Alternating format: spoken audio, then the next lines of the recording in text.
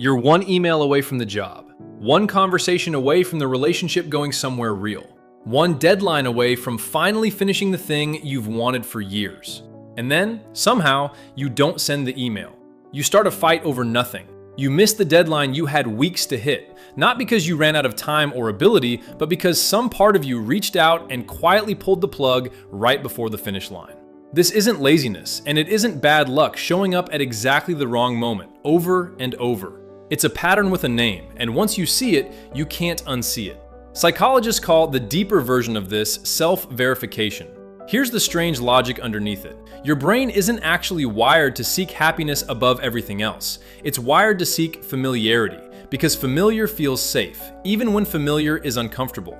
If you grew up in a home where struggle was normal, where being overlooked was normal, where love had to be earned and never quite felt secure, then your nervous system built its entire model of normal around that.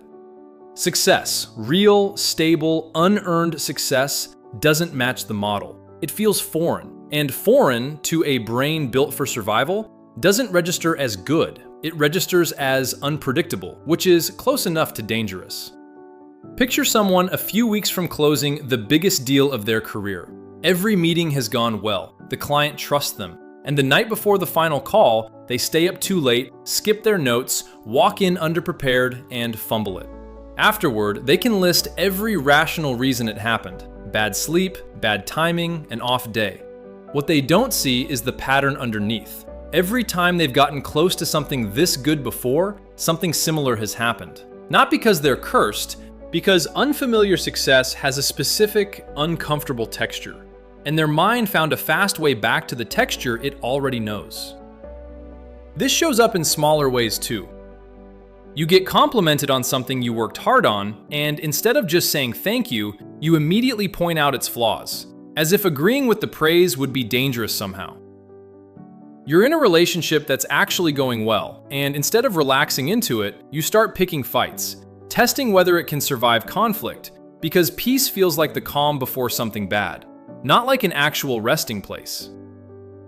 You finally have room to rest, and instead, you fill it with more obligations, because stillness itself feels wrong, like you're getting away with something you shouldn't.